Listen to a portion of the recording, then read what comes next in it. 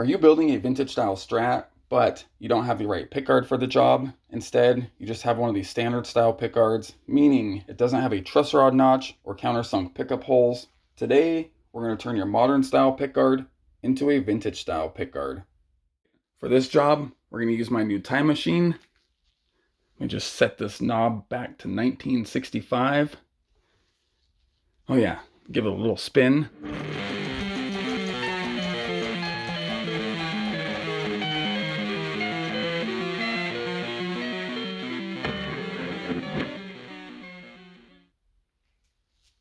Well, that didn't work.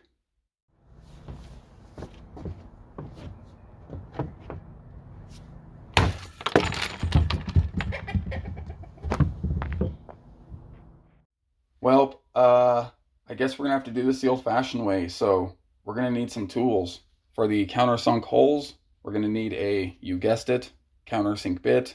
You can find these at most hardware stores. They're pretty cheap. I like to use this old-fashioned forward bit. It's really sharp and it cuts like butter. The truss rod notch.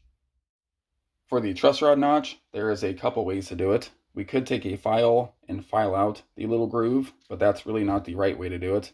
You could even take a 1/2-inch socket, wrap sandpaper around it, and sand it out.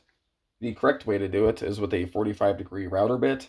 Now, we're not going to use a router for this job, but a drill press, and when we do, we're going to create a jig to hold the pickguard and router bit together to keep the pickguard from walking away on us. But first, we're going to start with these countersunk screw holes.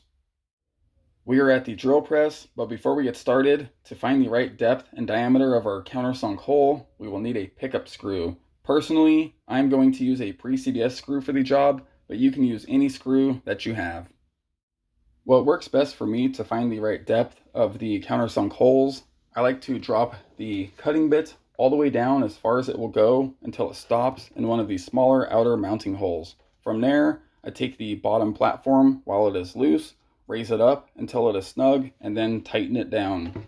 Now, since these holes are smaller and not as deep, I can then take a piece of paper, use it as a shim underneath the pickguard, which will then raise the pickguard up into the cutting bit, and it'll cut a deeper hole. I can do this as many times as I need until the screw fits the hole perfectly. Once it does, we can then go through and countersink the rest of the holes. All right, everything is ready to go, so let's get this done.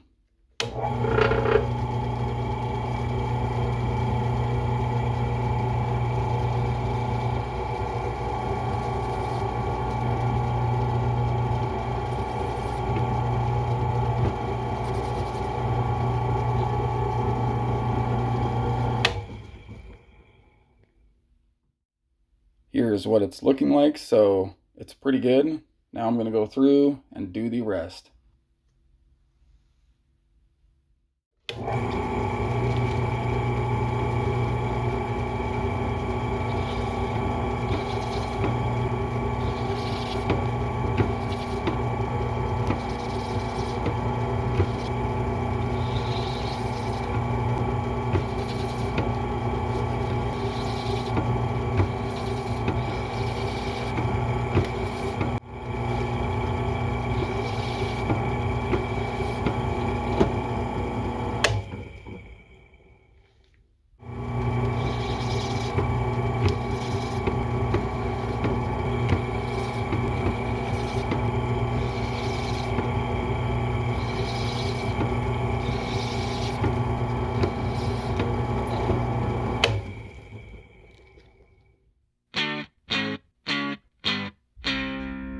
Celluloid shavings. What could I do with these?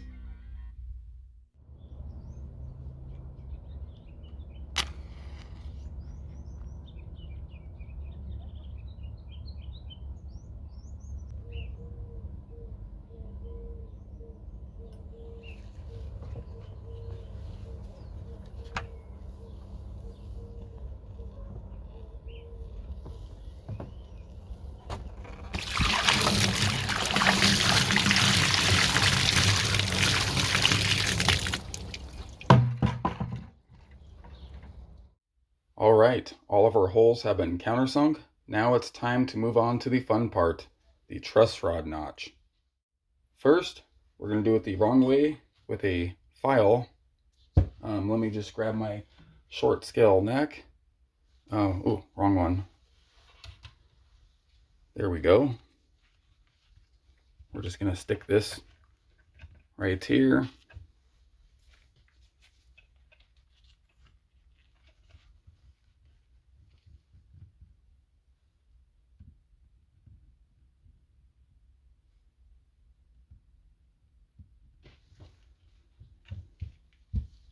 Grab the old file.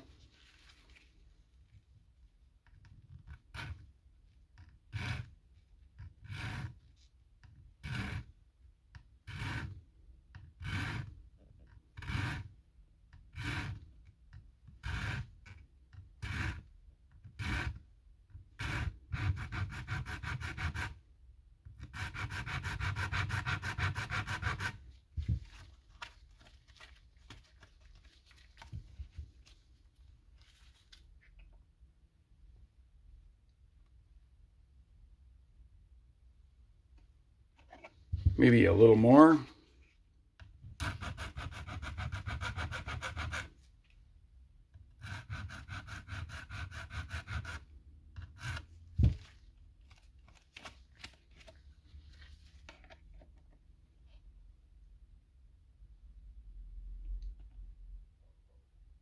Not sure if that is focusing.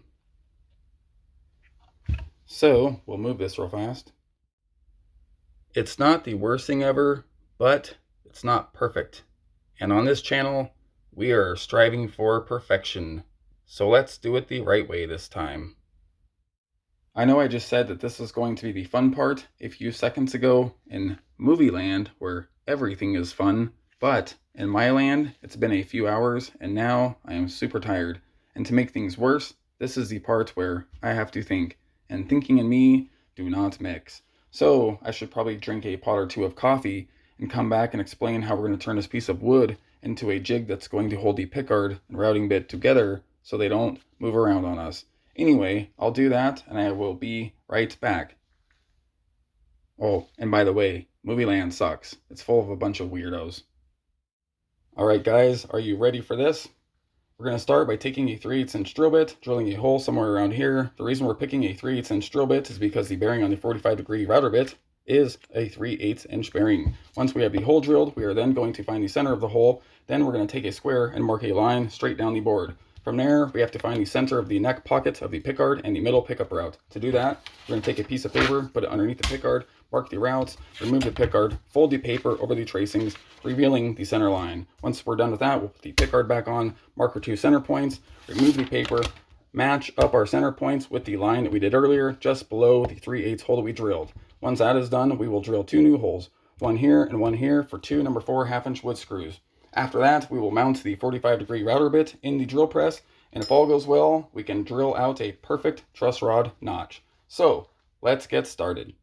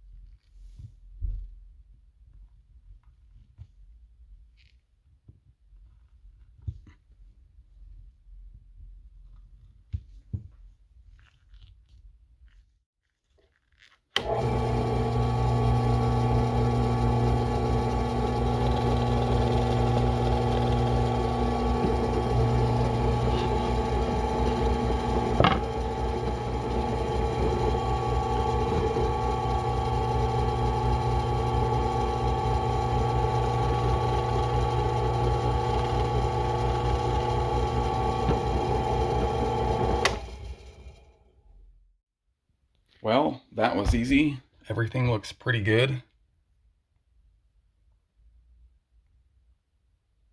Nice and spot on. So now we just have to grab a couple of pickguard screws, mount this guy to the board, and give it a whirl. All right, here we go.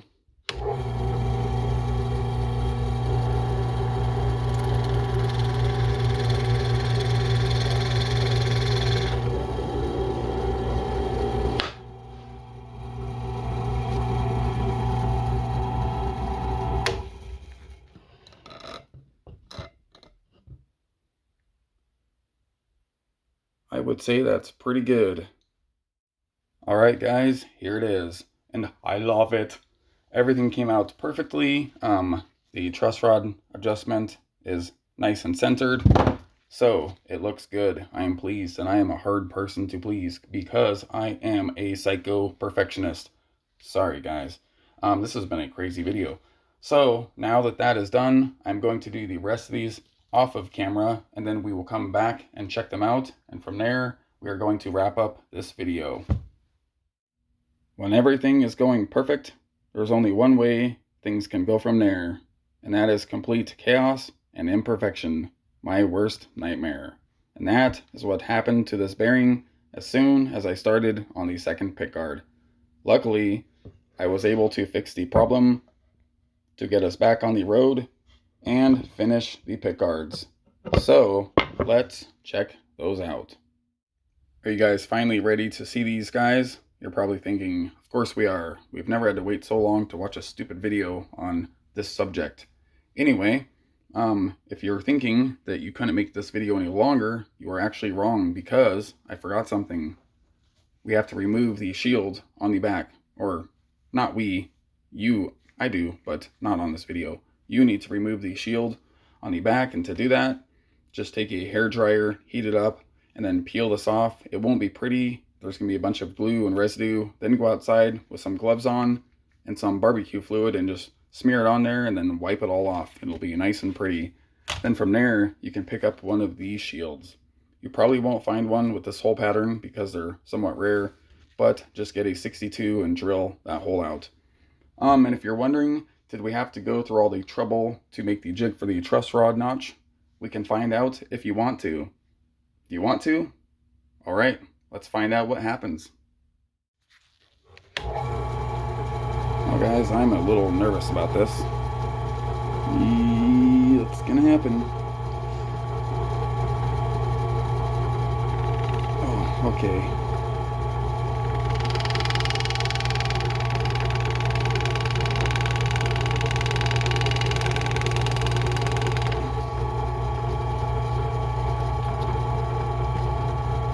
Well,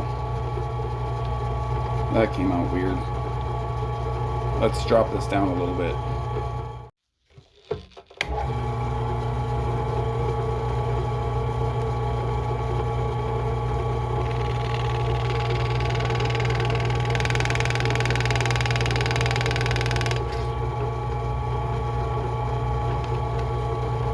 I don't know.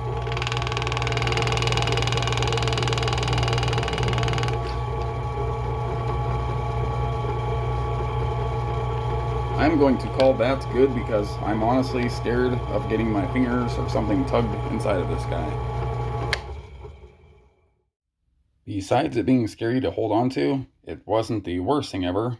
The shape is a little weird and it's not really centered very well, but it could have been a lot worse. So anyway, I'm going to stick with the jig. Hey everybody, thanks for watching. I appreciate everybody who watches this, even the haters.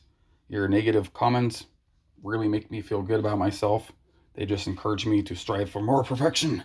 And they help the algorithms out. So very good, guys. As many negative comments. Well, I'm not sure what just happened. Besides the power went out. It's probably God telling me that this video has been too long, so I better listen to him and wrap it up. So, like always, thank you for watching, take care, and I will see you next time.